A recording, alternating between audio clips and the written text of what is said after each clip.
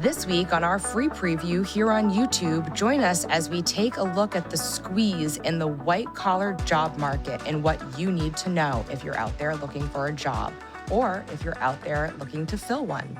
For now, sit back, relax, and join us as we take you through the numbers.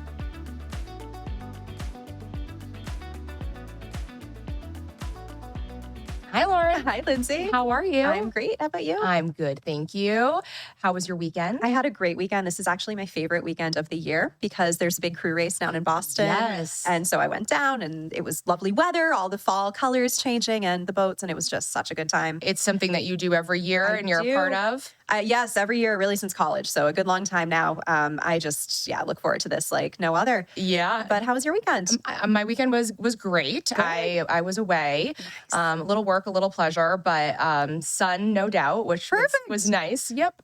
So I have a little suntan. And You look refreshed and invigorated. Yeah, refreshed for sure. It was definitely needed. Nice. But happy to be home, happy to be coming back here. And post-vacation is much different now that we have this show because I come home and I get to get caught up on all of the headlines and news from what you sent me over the weekend. Throw you right back in. And hopefully this was a nice little message in your inbox with 3 new articles for us to talk about today. Yeah, well, I mean, to be able to go on these work trips and afford vacations and stuff, we certainly need our jobs. Fair enough. And this first article talks about just that. Yeah. So the first headline that we're looking at today is what you need to know about the current state of the white-collar job market. Mm-hmm. And in summary, the article talks about how the United States white-collar job market is experiencing a significant squeeze, creating a challenging landscape for professionals seeking new opportunities. Mm-hmm. Despite the addition of 254,000 new jobs in September, the average monthly job growth has been steadily declining over the past few years. Yeah. Job openings are growing at a sluggish pace compared to the recent surge in applications, dramatically intensifying competition.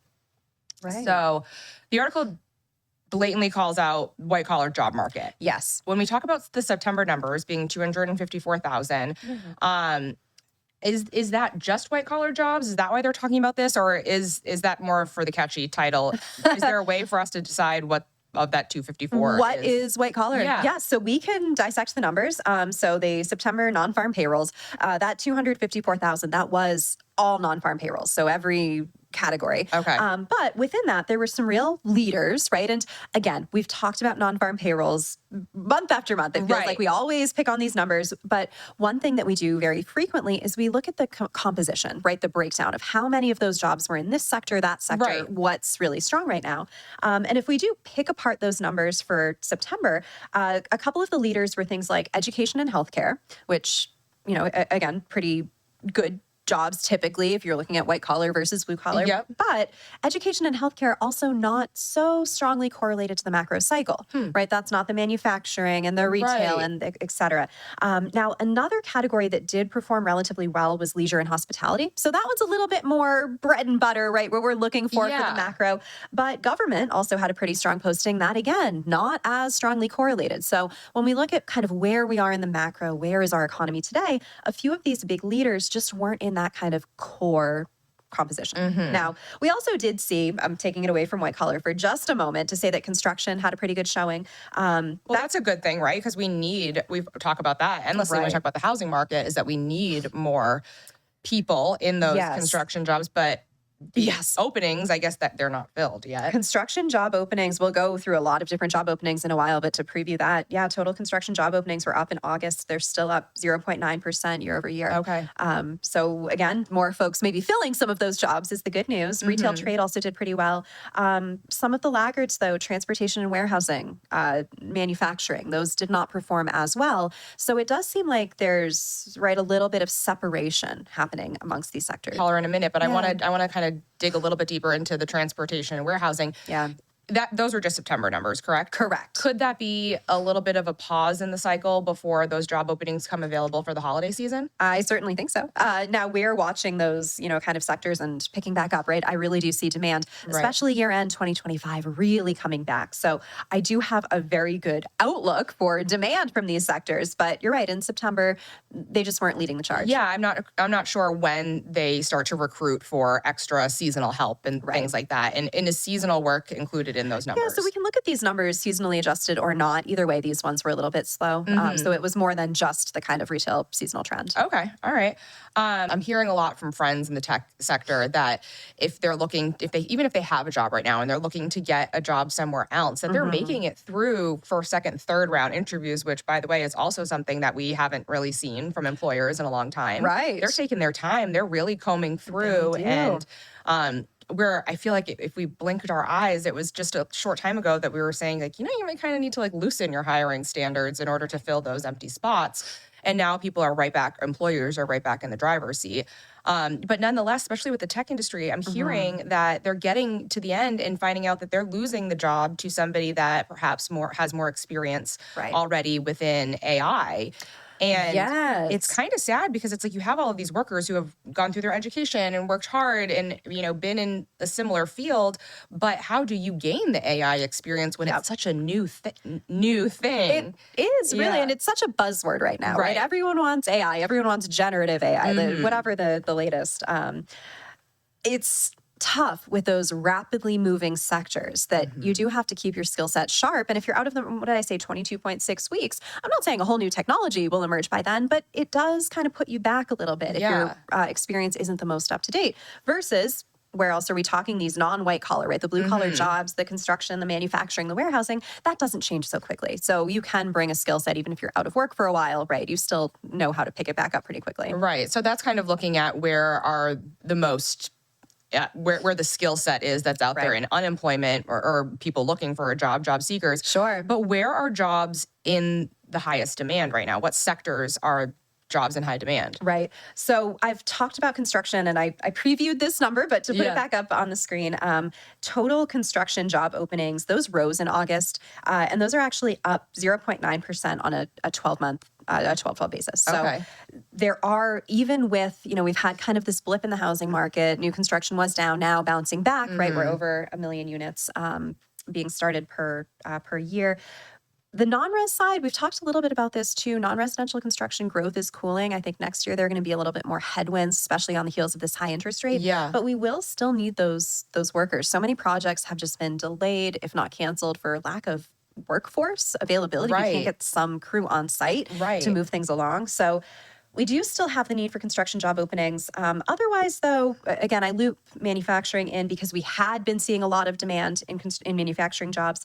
Today, manufacturing job openings bouncing back from that really high peak. Those job openings were down in August, actually down 18.7% on a 12-12 basis. But to bring it back to the article, that white-collar work. Healthcare and social assistance jobs, I looped into this. That was down in August. That is down 8.6% on a 12-12. And this kind of overall category, professional and business service job openings, it actually did tick up in August, but still down 16.5% on a 12-12 basis. Okay. So that's where we have seen, again, some growth, right? We can see non-farm payrolls. We can see the hiring is happening. But compared to where we were, compared to this huge surge, seems like the tables have turned a little bit. Okay, so when we're saying that those numbers are down, that's a good thing for that sector because that means that they are filling the jobs? Well, that's the problem. We don't know why those job openings are down. Okay. Is it that I didn't list a new job opening because I don't need a person, or is it because I filled the opening? Someone is in that seat now, and so there's no insight into this exact job that was posted versus when we it's have filled. to dig a little deeper. Yeah. Okay. All right. I mean that's fair enough. But so where are we facing the most challenging time for employment? Whether it's that those industries themselves are down, so the jobs simply aren't available, right? Or where are we down because we need jobs so badly, but we can't fill them? So I would say construction is the latter, where we've seen rise in the trades, right? So many folks not getting that 4-year degree, they're going to trade school and learning a skill, become an electrician or a carpenter or something like that. The movement is in that direction, but I would say the magnitude is not yet sufficient. Okay. When we talk about AI, we talk about automation so much. We cannot automate away the need for a plumber or an electrician. Right. Or, we can make them more efficient. That's true, but we still need that human.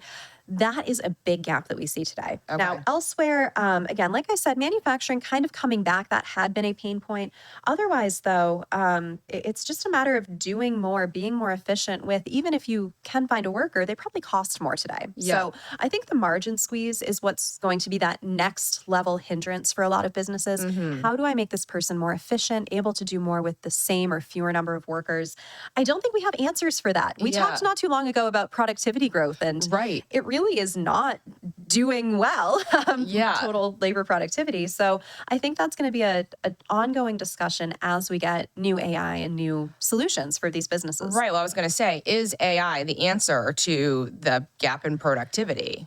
It could be. It is not yet. It is not. And it's not going to be the answer to productivity with regards to the trades and some of the more blue collar jobs. Unless we can get really creative. Maybe someone has a solution for this. Maybe I would love to working see on it already. I hope someone is, because that would be great. Yeah, that's true. To dig deeper there, it might come down to like the manufacturing side of things. I know that I had the pleasure of talking with a prospective client one day who they're a manufacturer of like prefab like portions of buildings completely. And it wasn't just manufactured residential homes. This was commercial properties. And that is so cool. Yeah, it was really, really cool what they do. I always say I feel like I live in a real life episode of How It's Made. Every time I get on the phone with somebody, it's just it fascinates me. But another big shift, and I think you alluded to this before as well, is this. The article talks about this disappearance in remote jobs. So is the popularity of remote work declining? It is. I was surprised to see this. I never thought we were quite going back to the office. I didn't think so either. I mean, you and I come in every week, but it's just so we can be here together in the studio. Right. If we weren't doing this, our company is still fully remote. But yeah, there is this, I think it stems again from this employer confidence that it's not quite so hard to find workers. So maybe I can take a little bit more. And we do see, for whatever reason, businesses have this inclination either to, ensure productivity. I think there are real productivity gains to be had from people working where they work, right? You're not commuting, you're saving that time. If you had a long commute, we tracked that. I mean, that was one of the most interesting things. I think I was relatively new to ITR when COVID hit. I was in my first couple of years here. You were, and I remember going home and Brian and Alan getting on our company-wide meetings and talking to us about tracking productivity and that they hadn't seen a decline in productivity. In fact, I think there was an uptick in productivity, which made the case for ITR going to distributed workforce. And for better or worse, I think we can do that because we have amazing people here. Yes. And so we are so self-motivated, right? It's never been about the FaceTime. We've always been, I want to get this work done in the best way possible. If you don't have that caliber of individual, then sure, you want to be watching them like a hawk and be sure they're actually coming in and not just, whatever. But I would push back a little bit if this was our client that we were talking to and say that that's a little bit of a cultural issue, in my opinion. I think it is. I think it absolutely is. If you can't fix the culture, then you have to take these. Again, I think that is not such a great outcome for anyone involved. But we do see a lot of companies who just can't swing it or choose not to. Right. I mean, we have clients all the time that you get on the report review call and everybody's in a different room or space, but then they're talking, when we talk to them about their labor force and everything like that, they're saying we had to mandate back to work full time. Meanwhile, none of them are sitting full time, but it's because the majority of the staff that run that particular business are manufacturing. Exactly. Those folks can't work from home. You can't. Not yet. Maybe with AI. Maybe one day. Yeah. I mean, if we can fly drones across the globe from a place in Reno, Nevada, then, maybe one day, but we're just not there. No, and we're not there yet. No. So this is something I've been looking for better data on, something that we do track. This is the most recent map that I have across the country. There's actually a huge variation in local, and again, you'll see kind of the manufacturing sectors versus the more, kind of business services heavy areas. So what's the color coding here? Because normally when you show us a map, it's a gradient of like red and pink. Right. So I hate putting red on because it feels judgmental. It seems bad. Neither of these are right or wrong. It's a company decision, right? Do you want people in the office? Do you need them because you're manufacturing, or can we, like you and I, do this mostly remotely? Yeah. So blue is lower numbers. That is a lower share of workers who have reported working remote. And here's the kicker, at least one day per week. So this is not a map of full remote work, although it is highly correlated. So Colorado, for example, I think Maryland is up there pretty high, Massachusetts. More workers are working remote in these areas. Yep. You do get, especially for Colorado and Utah, right? There's some self-selection. I have a fully remote job. I'm going to go move to the mountains because I want to ski every day after work or whatever it is. Great example. We welcomed Taylor back from his paternity leave last week, and I had the pleasure of being on one of his first report reviews back with one of our consultative clients, and we were talking about this map, and he said, you know, I sit here in Colorado today, and we have one of the highest numbers of remote workers in the country. And he did not live in Colorado pre-remote work. He moved there with his remote job. So I find that interesting. But again, what I really do find interesting is that this is at least one day in the past 7 days. This is not full remote. If you did only work one day remote in the past 7, you're going in the remainder of that week, you probably don't live in Colorado and work in, I don't know, Boston, right? You probably do need that office space still. So I think the numbers of remote workers are being really inflated by this hybrid kind of definition. If we cut, and again, you can kind of see the national average, probably somewhere in the 20% range. I didn't calculate it for the US overall. But if we calculate the number of full-time, only remote, not hybrid workers, that's closer to 10 to 15% right now. So does that say that there is a shift in, or there is this disappearance of remote work, or is that saying that it maybe never got up that high to begin with? I think it never got that high. I think we all went home for COVID, but so many of us, once things opened back up again, we did come in either part-time. So a lot of these mandates we're talking about, it isn't a full return to work, but it's that you have to be in 1 day a week, 3 days a week, right? We flip-flop days, so we can still have a smaller office space, hot desk, right? Kind of hot seat desks. Again, a lot of variation here, but a lot of the shift has been maybe you had to come in 2 days a week. Now you have to come in 3 days. It's hard to change mindset and mentality. So to be able to be a young and flourishing economy that can, you know, have this workforce that's young and flourishing and innovative, like that's what the U.S. has cultivated, and it doesn't sound like that's what's being cultivated over in Europe. Again, I don't want to stereotype it to some degree. Yes, we have even just our university system very different over here with our focus on, say, liberal arts colleges versus more structured paths in Europe. It's a cultural difference, and I think it's in some ways self-fulfilling and feeding into this feedback loop. Yeah, well, I think that my big takeaway from this article as compared to the other one is that it may be a better use of your credit card points or travel miles to plan ahead for a European vacation in the future, because it may be more beneficial in terms of a cost benefit analysis. We have a pretty good exchange rate right now with the US dollar. So. And I bet your points go further, and your miles probably go further to get over there. Perfect. I'm all for it. Yeah, well, that's all the time we have for today here on our free preview on YouTube. Remember to like and subscribe. And if you'd like to subscribe to full-length episodes, click on the link in the description below. But until next time, bye, Lauren. Bye, Lindsay.